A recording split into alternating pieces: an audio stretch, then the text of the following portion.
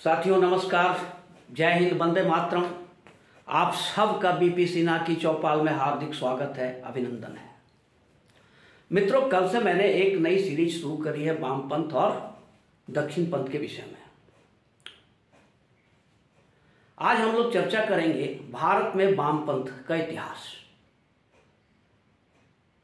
अभी वामपंथी इतिहास कैसे शुरू हुआ।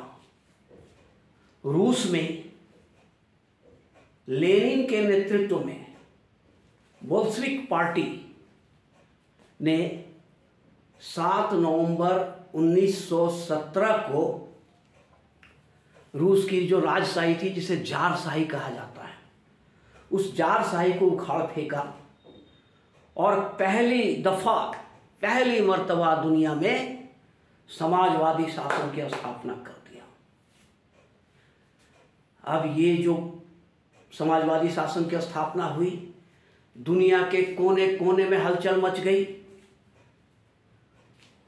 पूरी दुनिया के लोग उत्सुकता से देखना शुरू किए और जानना समझना शुरू किए कि मार्क्सवाद है क्या, साम्यवाद, मार्क्सवाद, समाजवाद एक्चुअली है क्या।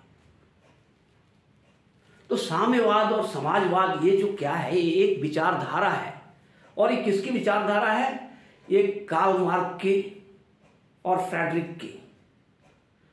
कार्ल मार्क्स जर्मनी का बहुत बड़ा चिंतक, विचारक और विद्वान था।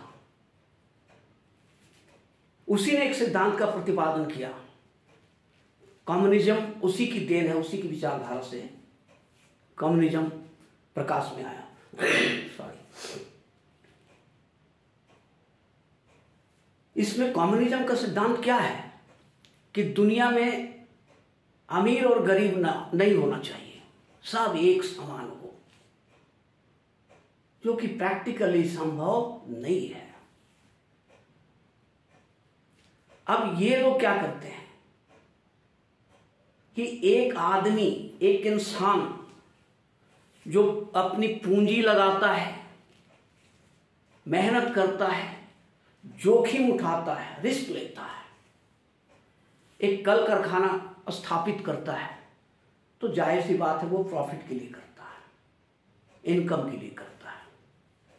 इनका मानना ये है कि जो कारखाना लगाया, जो फैक्ट्री लगाया, जो मालिक है वो पूंजीपति है, और जो उस कारखाने में काम करते हैं वो मजदूर हैं। मतलब पूंजीपति और मजदूर दो वर्ग हो गए। अब कम्युनिज्म के शब्दों के अनुसार जो पूंजीपति है उसे बुजुर्गा कहा जाता है, और जो मजदूर तबका है उसे सर्वहारा कहा जाता है। और ये लड़ाई दुनिया में शुरू हो गई। तो साथियों, हिंदुस्तान में भी कम्युनिस्ट पार्टी का प्रचार प्रसार हुआ, लोगों में जागरूकता पैदा हुई, इंटरेस्ट पैदा हुआ हिंदुस्तानी युवाओं में। तो 17 अक्टूबर 1920 में मॉस्को में मानवेंद्र नाथ राय, MN राय के नेतृत्व में भारत की कम्युनिस्ट पार्टी की स्थापना करी गई। कब की गई? 1920 में। आज क्या है? 2022, मतलब मोर देन 100 ईयर्स हो गया, 100 साल से ऊपर हो चुका। अब आज एक सिंहावलोकन बहुत जरूरी है कि कम्युनिस्ट पार्टियों ने क्या खोया पाया 100 साल के दरमियान। तो हम यही देखते हैं कि शुरुआत तो इनकी अच्छी थी। जब इन लोगों ने शुरुआत करा था तो लोगों में एक रुझान पैदा होना शुरू हो गया था वामपंथ के प्रति। हिंदुस्तान के बहुत सारे जगह ऐसे थे, बहुत सारे ऐसे स्टेट थे, बहुत सारे ऐसे डिस्ट्रिक्ट थे जिसे वामपंथ का गढ़, वामपंथ का दुर्ग और वामपंथ का किला माना जाता है। जैसे बिहार में आप बेगूसराय को देख लें, इसे वामपंथ का दुर्ग माना जाता था।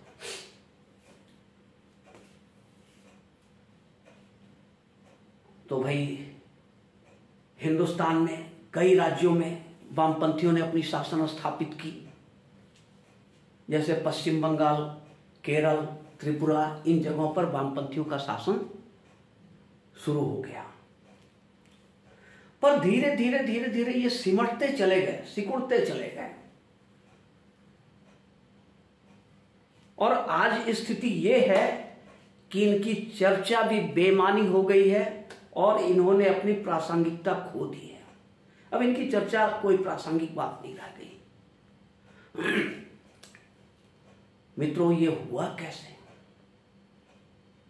सबसे पहली चीज तो इनकी जो सोच थी, इनका जो चरित्र था, वो मैं क्या बताऊं। वो एक एग्जाम्पल से आप समझ सकते हो। एक बार एक महिला अपने बॉयफ्रेंड के साथ में कहीं घूम रही थी और अचानक उसका हस्बैंड आ गया। जब उसने देखा महिला अपनी पत्नी को बॉयफ्रेंड के साथ, बहुत गुस्सा आया और वो बॉयफ्रेंड को पीटना शुरू कर दिया। तो जो महिला थी वो अपने पति के साइड आ गई और चिल्लाकर कहने लगी कि मार साले को, अपनी पत्नी को तो ये घुमाता नहीं है, दूसरी को पत्नी को घुमाने चला है, मार साले को। अब इतना सुनकर के उसका जो बॉयफ्रेंड था, उसके प्रेमी को भी गुस्सा आ गया और उसके पति को पीटना शुरू कर दिया। अब ये महिला अपने प्रेमी की तरफ चली गई और चिल्लाकर कहने लगी, मार साले को, न खुद घुमाता है न किसी को घुमाने देता है। तो ये चरित्र कम्युनिस्टों का भी था हिंदुस्तान में। कांग्रेस से उनका जो रिश्ता था वो प्रेम का भी था और नफरत की भी थी। क्योंकि जैसा मास्को से निर्देश आता था वैसा ही रंग बदल लेते थे। अगर मास्को से इन्हें निर्देश मिला कि आप कांग्रेस के नजदीक जाओ तो ये नजदीक जाते थे, और कांग्रेस से दूरी बनाओ तो दूरी बना लेते थे। लोग तो यहां तक कहते थे, एक जोक था कि मास्को में अगर बारिश हो रही है तो भारत के कम्युनिस्ट अपना छाता, यहां भारत में छाता निकालकर घूमने लगते थे। नया मुल्ला ज्यादा प्याज खाता था, कम्युनिस्टों का लाल रंग से ज्यादा मोहब्बत थी। ये भी जोक मारा जाता है कि एक वामपंथी, भारतीय वामपंथी सब्जी के दुकान में गया और बोला, भाई हमें धनिया का पत्ता चाहिए, धनिया पत्ता है? तो उसने कहा, हाँ सामने तो पड़ी हुई, ले लो।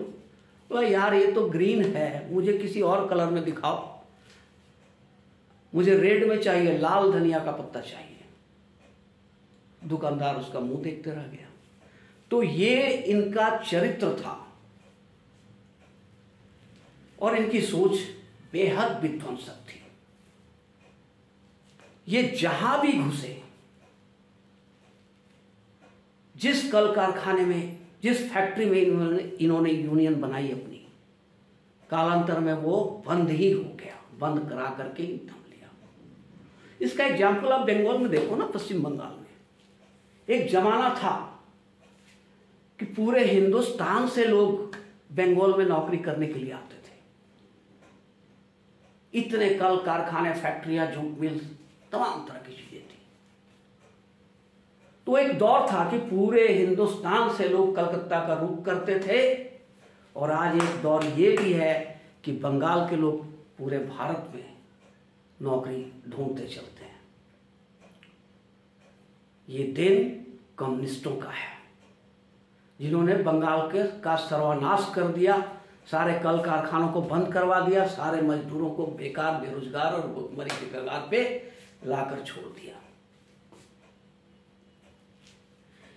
ये कैसे लोग थे, कैसी विकृत मानसिकता इनकी थी कि जिन मजदूरों का ये भला करने जाते थे, उन्हीं मजदूरों को भूखमरी और आत्महत्या के कगार पर लाकर छोड़ देते थे। इनकी विकृत मानसिकता तो ऐसी थी कि 1962 में जब चाइना ने भारत पर अटैक किया तो ये खुशी से ढोल नगाड़े बजा रहे थे कि अब चाइना आ रहा है। उसके स्वागत में, चाइना के स्वागत में ये बंधन बार सजा रहे थे, तोरण सजा रहे थे।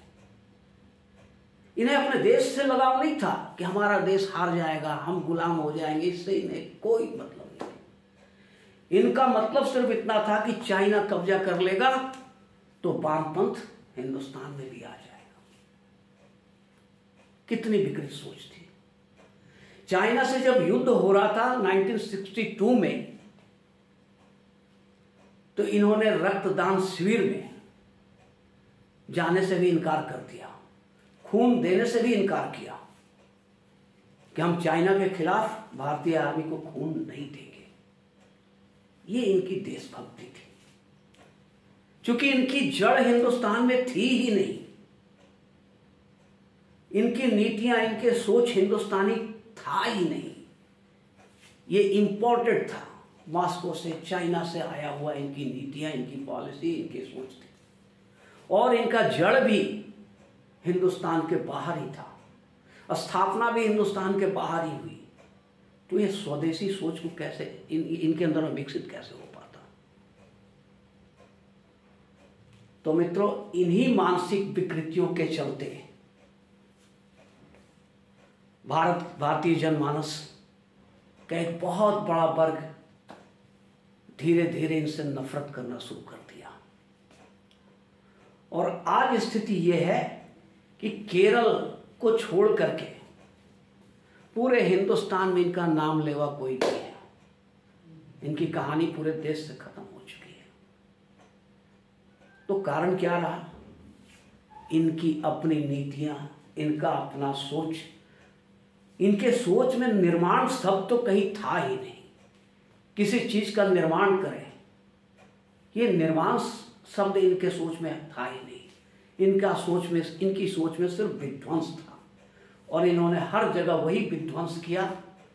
और करते करते स्थिति ये हो गई कि आज खुद इनका ही विध्वंस हो गया।